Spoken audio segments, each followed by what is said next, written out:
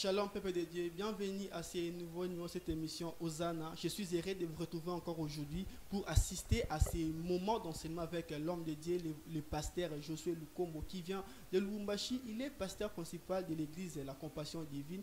Il est aussi encore le directeur général, bien sûr le secrétaire général de la communauté CEC Emmanuel à Lubumbashi, à qui je dis déjà bonjour pasteur.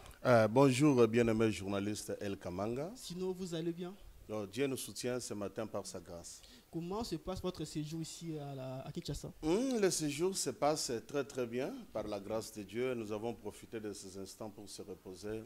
Dieu est au contrôle. Je vois que la Covid-19 vous a empêché un peu à faire certaines choses que vous avez prévu de faire ici à Kinshasa. Oui, ce n'est pas seulement moi. Je crois que toute l'humanité, nous sommes butés à ces problèmes. C'est pourquoi nous sommes là ce matin pour parler d'un sujet très très important qui va encore édifier les enfants de Dieu.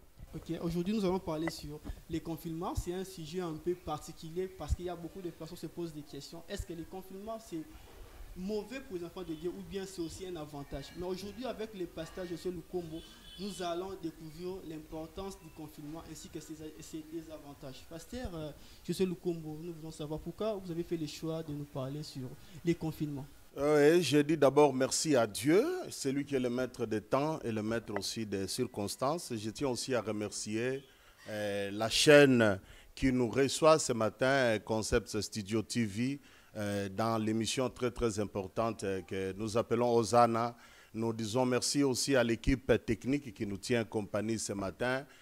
Nous disons sincèrement merci aussi à ceux qui vont nous suivre en rediffusion, même ceux qui vont nous suivre aussi en direct. Que Dieu le bénisse abondamment. Nous avons choisi ce thème parce que c'est un concept aujourd'hui qui est en train d'être connu presque partout dans le monde. On en parle, on parle de ces sujets, le confinement, c'est un sujet qu'on parle aux médias, que ce soit au marché, que ce soit presque dans toutes les familles. Presque tout le monde est en train de parler. Aujourd'hui, même les femmes dans des ménages parlent du confinement, le pasteur, les politiciens, les militaires, bref, toute l'humanité en parle. Et nous avons souhaité parler sur ces sujets parce que Matthieu chapitre 24, le verset 45 nous dit un serviteur fidèle, c'est celui qui doit donner la nourriture au temps convenable. C'est pourquoi nous avons choisi en ce moment, pendant que tout le monde parlait sur le confinement, nous aussi, nous avons souhaité de parler sur le confinement parce que l'Église ne doit pas se taire. Les politiciens ont parlé, les gens de ce monde ont parlé. L'Église doit aussi parler sur le confinement. Voilà, maintenant, pasteur, comment devons-nous définir ces concepts de confinement d'une manière spirituelle ainsi que d'une manière normale? D'une manière classique, nous définissons d'abord le concept de confinement comme étant une restriction. Nous disons c'est l'action de restreindre la liberté d'une personne ou d'un groupe de gens en les obligeant de rester ou de demeurer dans un lieu quelconque pour une raison X. Ça peut être pour des raisons sanitaires, ça peut être pour prévenir une catastrophe qui est en train de venir, ça peut être pour prévenir un danger ou ça peut être pour des raisons purement sanitaires. Voilà pourquoi nous définissons le concept de confinement comme étant une restriction de mouvement des gens où on les contraint de rester dans un endroit juste pour un temps afin d'éviter soit la contamination, soit un danger. Ça, c'est sur le plan purement classique, mais au niveau de la Bible, nous voyons que la Bible aussi ne s'était pas là-dessus, bien-aimé journaliste El Kamanga. Nous voyons que dans l'Ancien Testament, que ce soit dans le Nouveau Testament, dans l'Ancien Testament ce matin, nous pouvons juste prendre même 5 exemples. Nous prenons le premier exemple qui nous donne la définition du confinement dans les Saintes Écritures, déjà avec Noé. Quand il y avait le déluge qui devrait arriver, Dieu a confiné presque Noé ainsi que toute sa famille, même les animaux dans l'arche de Noé. Nous sommes dans le livre de Genèse chapitre 6, le verset 14 jusqu'au verset 16e. On peut prendre aussi un deuxième exemple, l'exemple tiré dans le livre de Lévitique chapitre 13, le verset 46e. on voit que tout celui qui était atteint de la lèpre, pour ne pas la contaminer aussi aux autres, il devrait habiter en dehors du camp dans une léproserie. L'exemple typique est de Marie. Quand il a attrapé la lèpre, il a été obligé d'être mis à quarantaine. Nous voyons aussi l'exemple même du roi Osias, après la désobéissance devant l'Éternel, quand il est entré dans la maison de Dieu, il a attrapé la lèpre, il a été contraint de demeurer chez lui, dans sa maison, enfermé jusqu'à sa mort. Nous sommes dans le livre de 2 Chroniques, chapitre 26, et là c'est le verset 21. On peut prendre aussi un autre exemple tiré dans le livre d'Exode, chapitre 12, le verset 22. On voit quand on célébrait la Pâque en Égypte, Dieu avait dit à Moïse d'aller alerter déjà les enfants d'Israël pour qu'ils ne sortent pas la nuit, mais qu'ils soient confinés dans leur maison, parce que l'ange destructeur devait passer pour pouvoir exterminer tout celui qui se retrouvait dehors et frapper aussi la plupart des maisons égyptiennes. Nous prenons aussi un autre exemple, Rahab la prostituée, après avoir reçu les 2 espions que l'homme de Dieu Josué avait envoyés pour aller explorer le pays, Rahab va demander une grâce pour que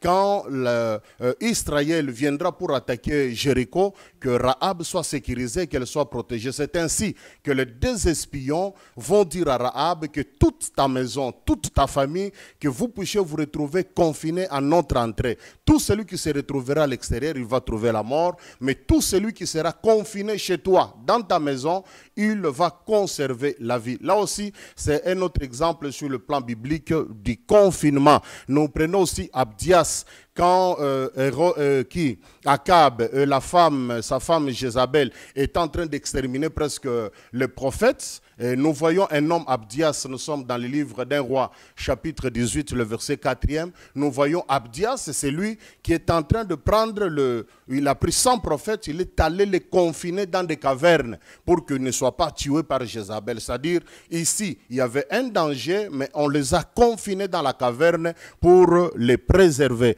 Et si nous allons dans le Nouveau Testament, nous voyons après la mort de Jésus, les disciples aussi se sont retrouvés confinés dans leur maison parce qu'ils avaient peur de sortir. C'est là, nous le retrouvons pour ceux qui sont en train de nous suivre dans le livre de Jean, chapitre 20, le verset 19e. Et sur le plan eschatologique, pour ceux qui aiment la parole de Dieu, il y a un confinement qui nous attend.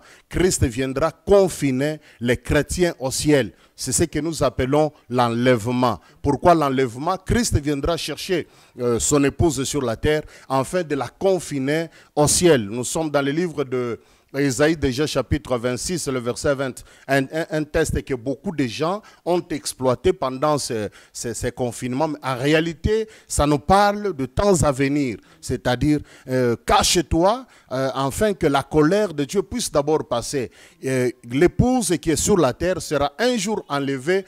Christ va confiner l'épouse au ciel pendant que sur la terre va connaître des moments atroces parce que la terre sera plongée dans la vendange de l'éternel. La terre va passer le temps de la colère de Dieu et Dieu va épargner son épouse dans le confinement au ciel. Voilà pourquoi nous pouvons définir un peu le concept de confinement sur le plan, que ce soit classique, aussi sur le plan aussi biblique. Alors, il y a des bénédictions, il y a aussi des malheurs qui sont réservés, qui sont liés à ce stade de confinement. Voilà.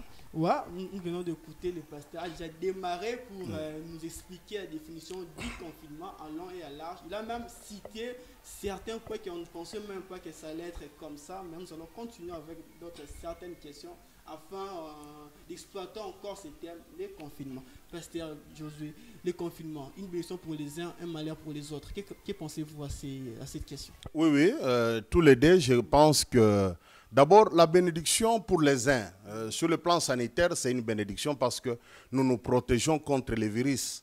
Être en bonne santé, c'est le souci de Dieu. Je crois que quand nous prenons 3 Jean chapitre 1er, parce qu'il n'y a qu'un seul chapitre, le verset 2e, où Jean est en train d'écrire, il dit « Je souhaite que tu sois en bonne santé, que tu prospères à tous égards comme prospère l'état de ton âme. » C'est-à-dire, le souci de Dieu, c'est que les chrétiens puissent se retrouver aussi en bonne santé. Ça, c'est le souci de notre Père qui nous a appelés et qui nous a établis comme étant ses enfants dans son royaume. C'est-à-dire, une bénédiction d'abord sur le plan sanitaire.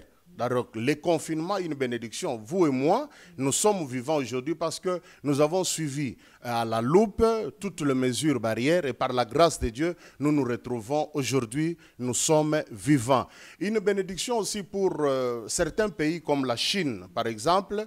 Si vous prenez les industries qui fabriquaient des masques, aujourd'hui, même dans notre pays, la République démocratique du Congo, plus précisément ici à Kinshasa, vous allez vous rendre compte qu'il y a certaines entreprises qui ont fait l'argent en ce temps. Donc, les confinements, pour eux, c'est une bénédiction. Par exemple, les entreprises qui fabriquaient les gels à solution hydroalcoolique, ils ont fait beaucoup d'argent en ce temps. Même la Chine qui fabriquait des masques, on a vu comment la demande a été tellement très forte à tel point que les Américains pouvaient même contourner la demande de certains pays européens au niveau même des tarmacs en Chine. Pourquoi? Parce qu'on avait tellement besoin de masques pour pouvoir commencer à les porter. Une autre bénédiction, je peux dire, mais pour les fabricants de cercueils, ils se sont sentis en ce temps ici qu'ils ont fait tellement de recettes. Parce que si vous prenez les pays comme les États-Unis, on pouvait enregistrer plus de 2000 morts par jour. L'Italie, vous prenez l'Espagne, vous prenez d'autres pays comme le Brésil, vous verrez qu'il y avait tellement la demande était forte sur le plan des cercueils.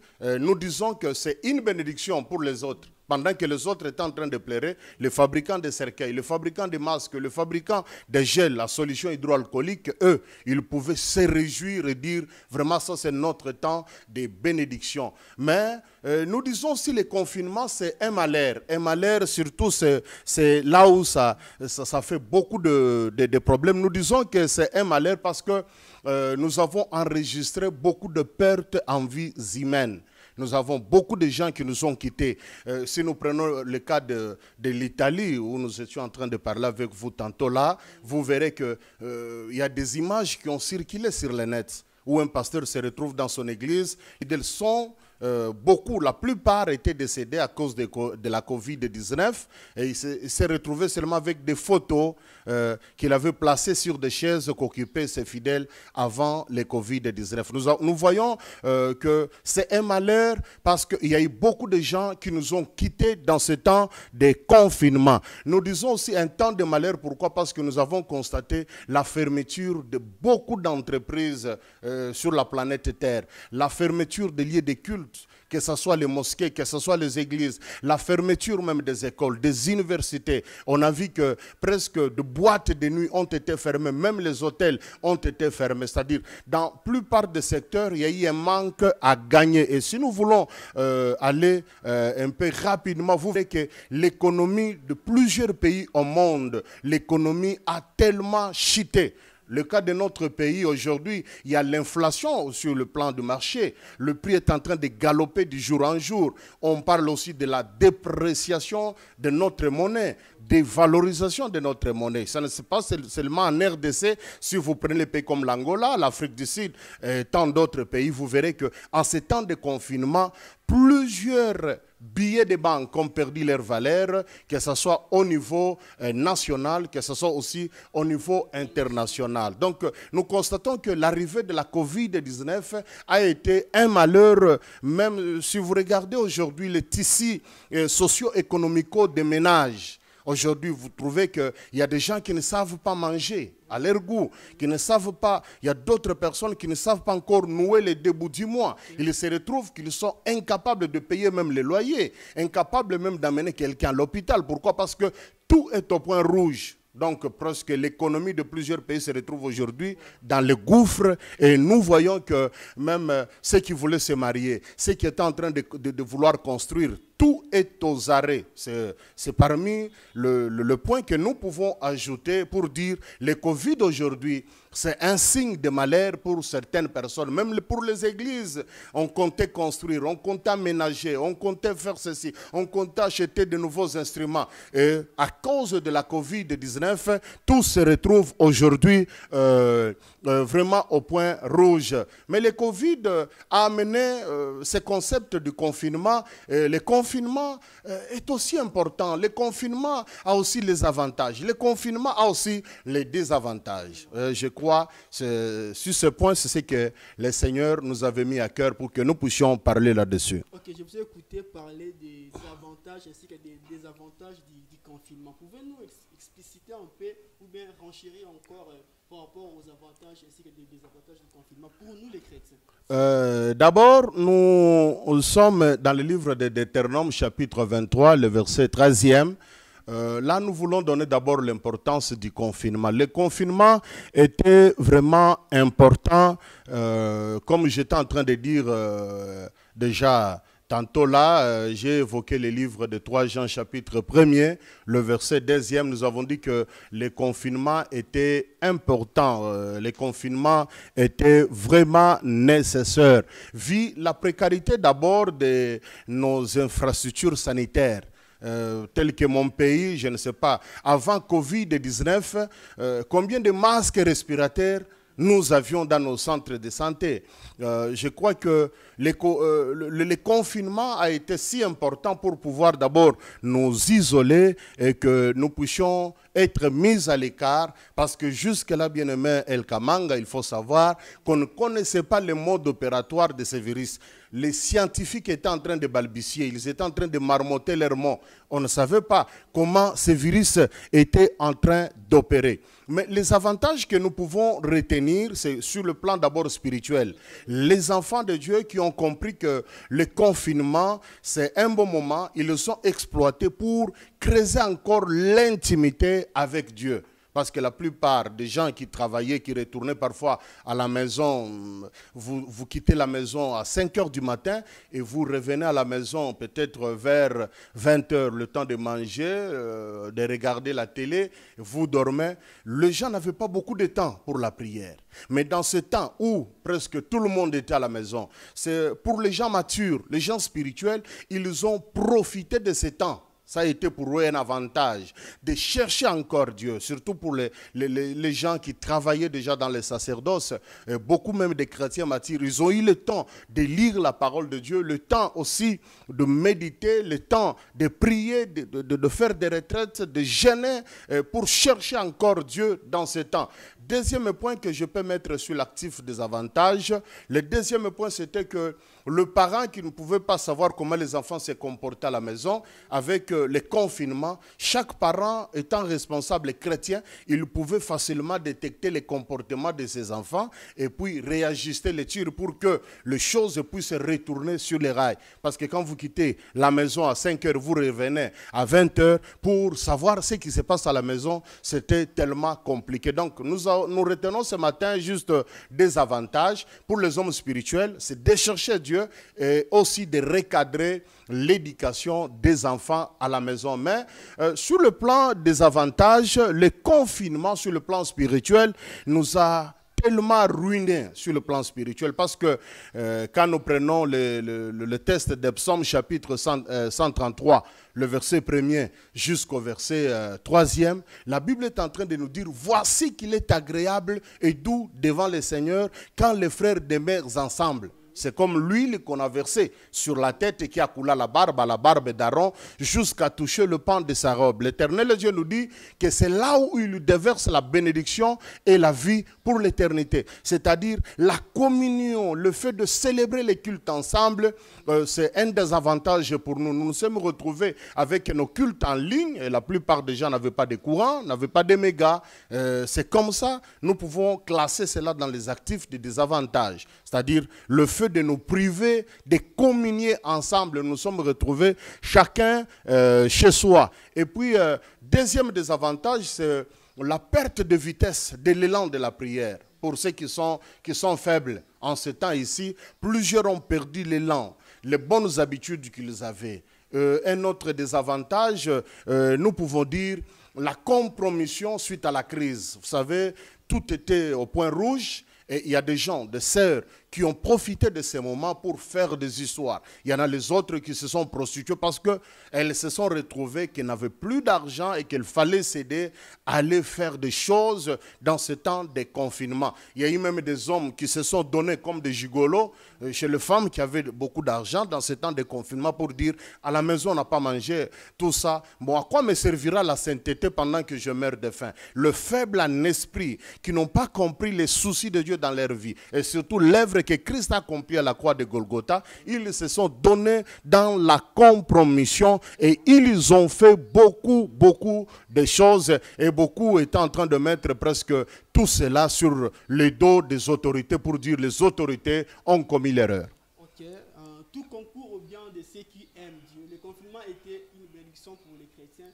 qui ont eu le temps de s'isoler pour passer un temps d'intimité avec Dieu. Mais c'était aussi un désavantage pour certains parce qu'ils ont perdu l'élan. Parce que vous avez parlé à propos des avantages, vous avez dit que les confinements nous ont empêché de communier ensemble. Donc c'était une erreur de la part des politiciens de confiner des pasteurs aussi, les églises, alors que c'était eux qui pouvaient apporter une solution là où les scientifiques ne pouvaient pas. Dire que c'était une erreur de la part de nos autorités, c'est aller vite en besogne. Moi, j'aurais souhaité ne pas appeler une erreur. Parce que selon les Saintes Écritures, quand nous prenons, je crois, Proverbe chapitre 22, le verset 3, la Bible est en train de nous dire, un homme sage, quand il voit le mal de loin, il se cache. Mais un homme simple, c'est-à-dire un homme vulgaire, les vulgaires, les gens faibles, et ils avancent et ils sont punis. N'oubliez pas, cher bien-aimé El Kamanga, que avec tout ce que l'OMS disait, avec tout ce que les médias occidentaux disaient sur l'Afrique, la plupart des gens disaient que pour l'Afrique, ça sera l'hécatombe. Parce que, voyant d'abord ce qui s'est passé en Europe, parce que quand nous sommes en Afrique, quelqu'un tombe malade, pour se faire soigner, non, je dois aller voir mon médecin qui est en Europe. Je dois aller voir tel qui est en Suisse, en Allemagne, tel est aux États-Unis, tel les autres pouvaient faire même l'Asie. Mais nous nous sommes retrouvés que là où il y avait déjà des infrastructures très avancées sur le plan sanitaire, ils étaient en train de mourir comme des mouches. Alors, nos autorités africaines, même les autorités de notre pays, en prenant cette décision, parce que n'oubliez jamais le principe, diriger c'est prévoir. Vous dirigez, vous devez prévoir. Ce n'était pas une erreur. Selon ce que l'OMS prédisait que ça sera l'hécatombe. Donc, pour nous préserver, pour nous sauvegarder, pour nous aider, c'était dans leur prérogative, afin qu'ils puissent arrêter des mesures comme ça de confinement. C'est pourquoi ce n'est pas seulement dans mon pays, la RDC. Vous verrez que presque partout dans le monde, tous les lieux de culte ont été fermés. Vous verrez que même ceux qui allaient travailler, ils ont été contraints de rester à la maison. Presque tout le monde disait « stay home », restez à la maison. Restez à la maison, restez à la maison. C'est comme ça que dans ce confinement, nos autorités, en prenant une décision comme ça, pour nous, nous disons que ce n'est pas une erreur. D'abord, c'était une décision sanitaire pour sauvegarder, afin que nos cultes, nos lieux de culte ne soient pas un endroit aussi de contamination. N'oubliez pas cela. Parce que nous chantons, nous faisons ceci et cela, on saute, on chante, et puis tout ça. Comme on ne connaissait pas le mode opératoire de ces virus, c'est comme ça, pour nous prévenir. N'oubliez jamais un dicton qui dit « vaut mieux prévenir que guérir ». Donc, il fallait que nos autorités puissent quand même prévenir pour que ces dangers ne puissent pas atteindre facilement la RDC, mon pays, capitale Kinshasa, que tout le monde ne soit pas affecté, mais que nous puissions nous retrouver quand même, chacun reste à la maison, mais cela a beaucoup affecté aussi, même sur le plan d'évangélisation. Nous déplorons cela, mais nous disons gloire à l'Éternel. Gloire à l'Éternel, mais pasteur, le confinement a refroidi un peu l'évangélisation. Même avant le confinement, on voyait que certains pasteurs, certains hommes de Dieu faisaient l'évangélisation au marché, en cours de route, mais ils ne permettaient pas aux gens de se rassembler. Mais pendant le confinement, cette manière de faire les choses a été changée. On ne voyait plus les pasteurs en cours de route, ni au marché. C'est comme si les hommes de Dieu ont eu aussi peur de la crise sanitaire, ou bien comment? Le constat est tout à fait réel, bien-aimé El Kamanga.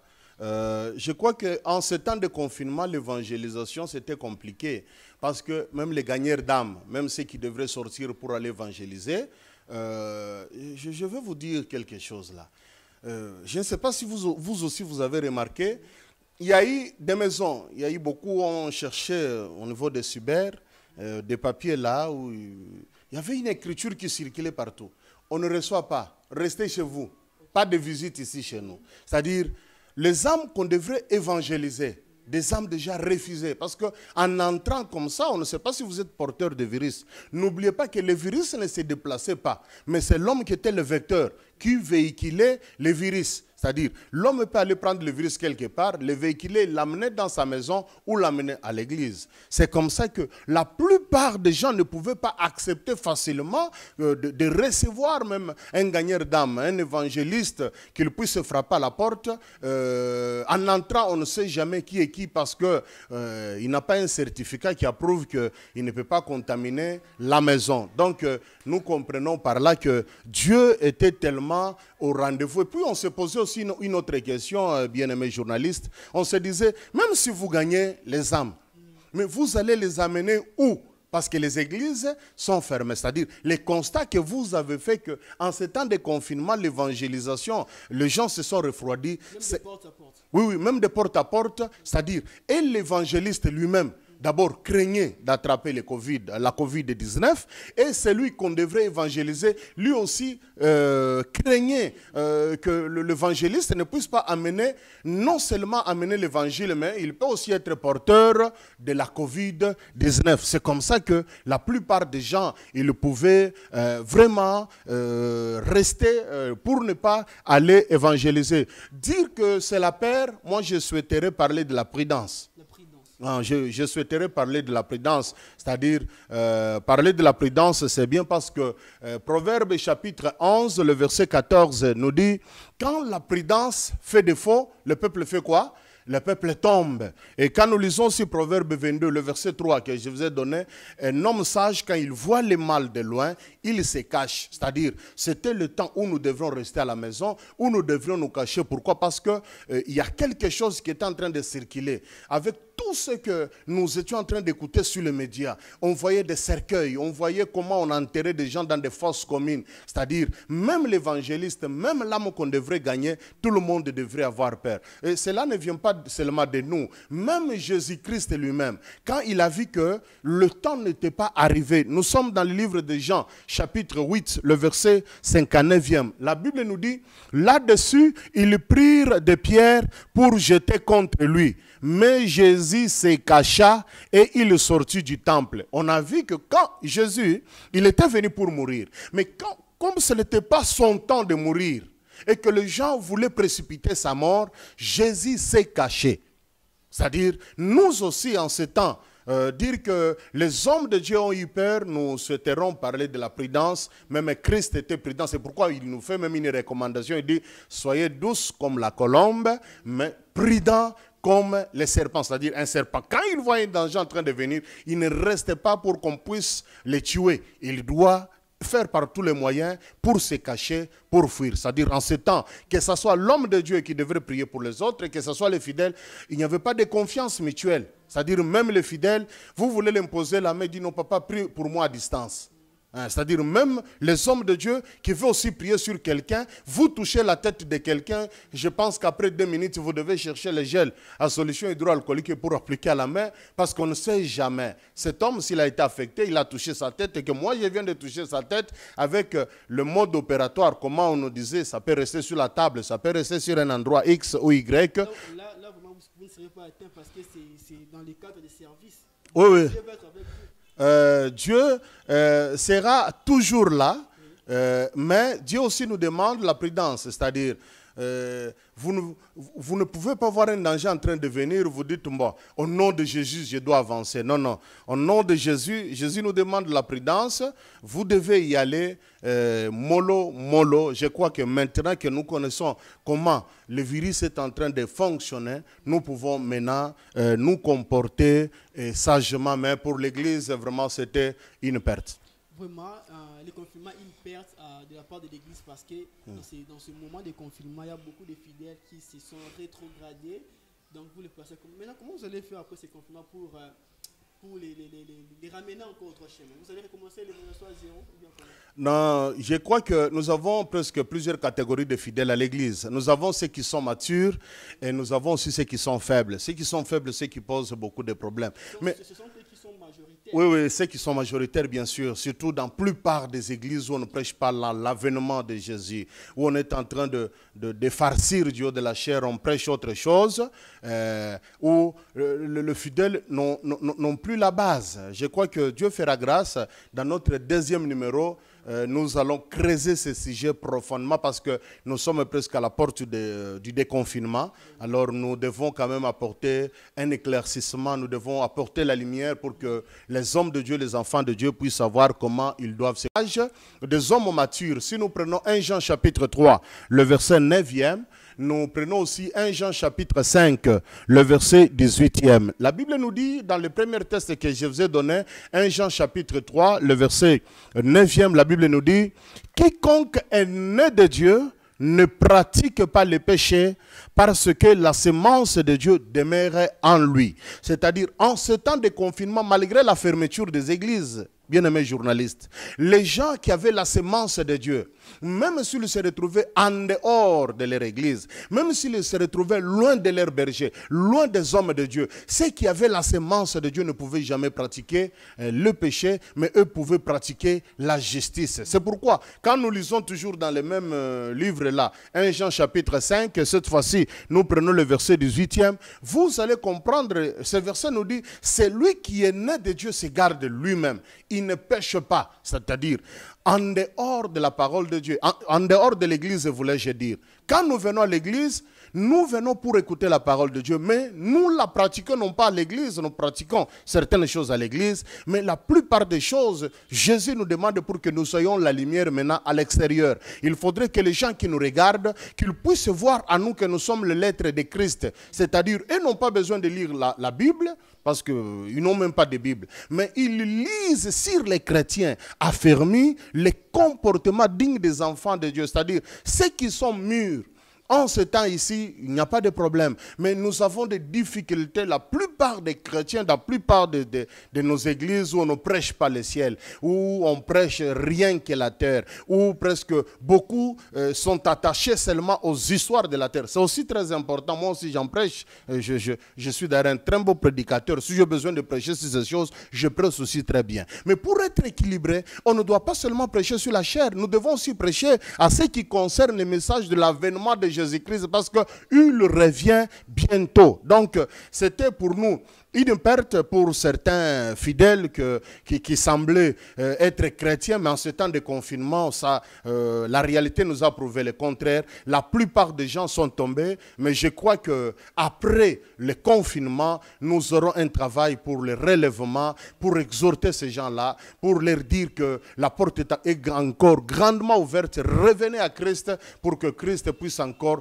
travailler avec vous, parce que ce monde est tellement petit, ce monde est méchant. Nous avons vu avec les confinements, même les riches étaient en train de mourir. Nous avons vu même les gens qui avaient des comptes en banque en train de laisser les comptes en banque. Bref, nous aurons des situations qui vont tellement nous préoccuper. C'est pourquoi dans notre deuxième numéro, nous allons beaucoup parler, parce que là nous serons très rigoureux, bien-aimés journalistes, avec le prophète.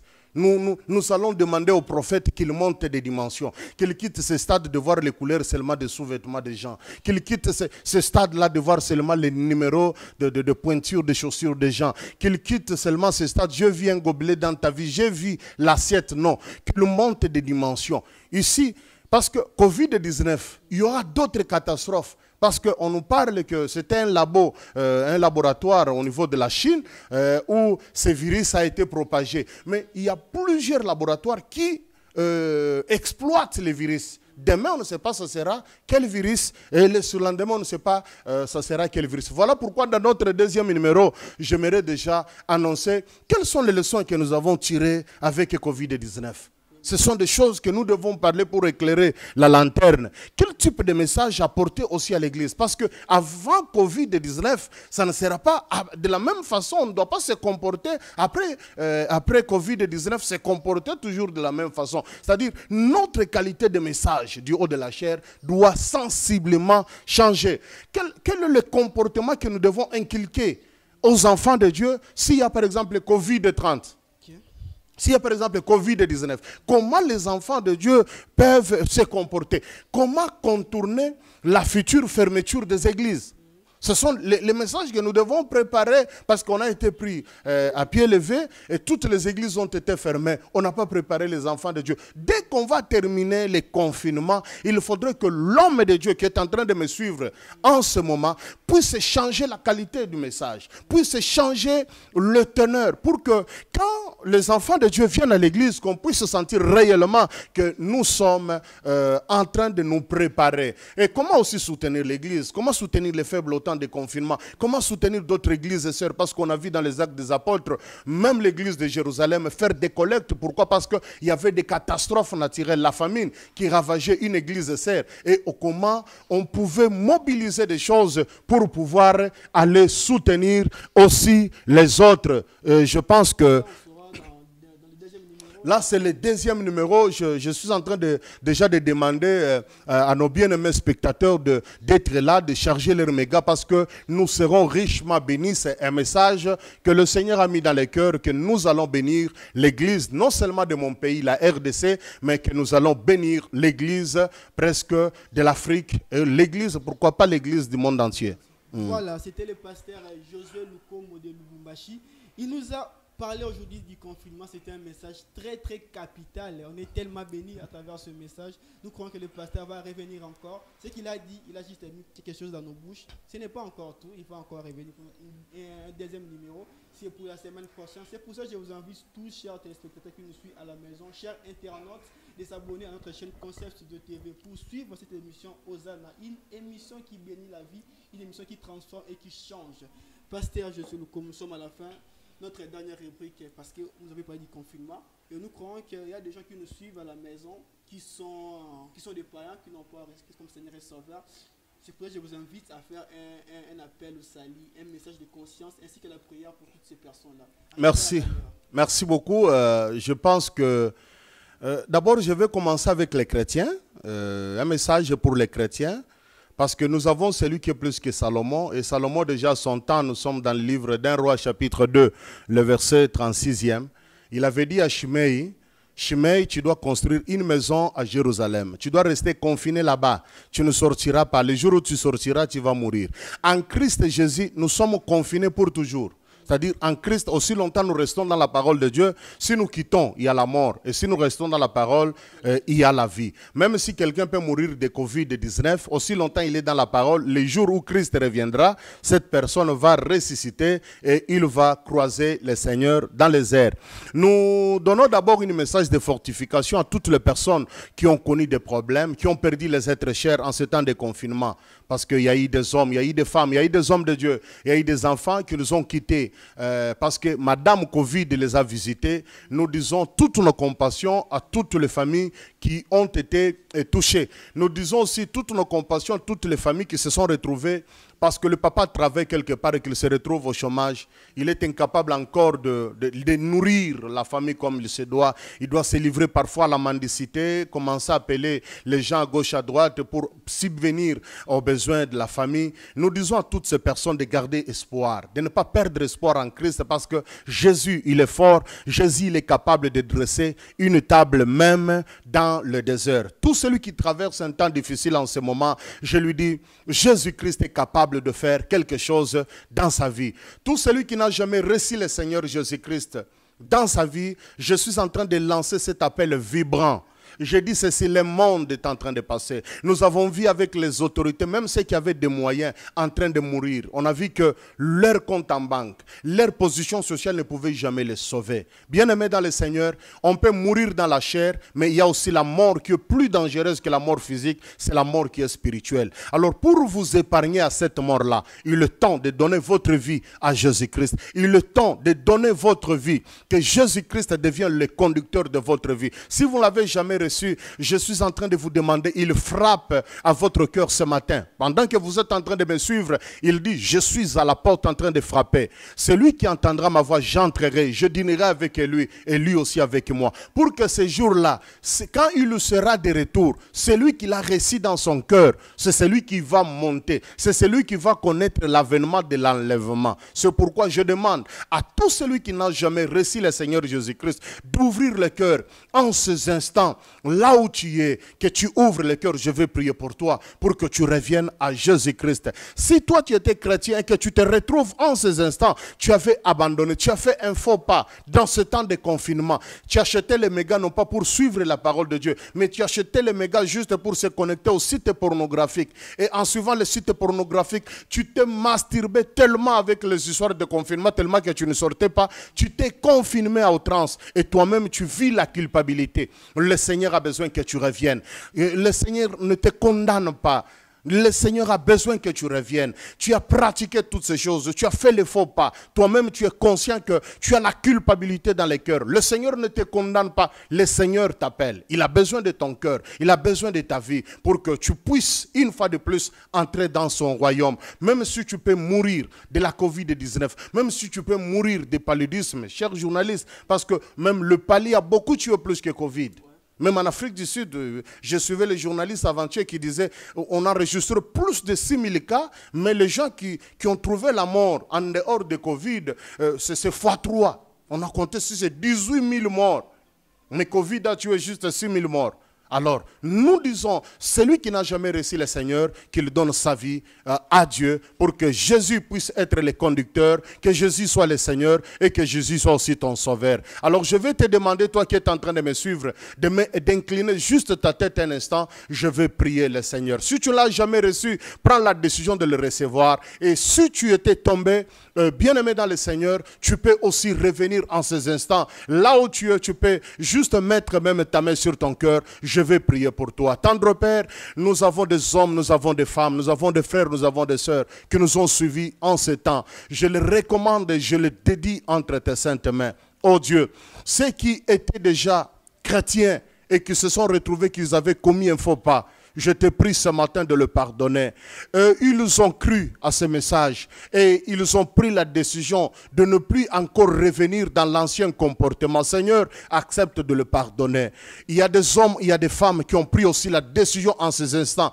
En écoutant et en suivant cette émission, ils ont donné leur vie à Dieu. Je prie aussi pour que tu entres dans leur cœur, que tu puisses les conduire, que tu puisses les orienter, que tu sois leur conducteur, que tu sois leur sauveur, que tu sois leur maître. Je bénis également la chaîne qui nous a reçus aujourd'hui. Je bénis le journaliste El Kamanga. Je bénis l'équipe technique qui nous a tenu compagnie. Bref, je bénis l'auditoire qui nous suivra. Que ce soit dans le pays, que ce soit en dehors du pays. Que la grâce sur grâce vous couvre tous. Au nom de Jésus-Christ, nous avons ainsi prié. Amen. Amen. Nous bénissons le Seigneur pour ce qui a été le message d'aujourd'hui. Bénissons encore le Seigneur, toi qui nous suis à la maison, qui a reçu Christ comme Seigneur et Sauveur aujourd'hui. Ce que je peux te dire est que tu gardes la foi et que tu restes fidèle jusqu'à la fin. Jésus revient bientôt, ce n'est pas un mythe, mais c'est une réalité. Il va revenir. Je tiens à dire merci à toute l'équipe de l'émission Hosanna. Je dis merci à Gina Lolo qui est là, notre réalisateur.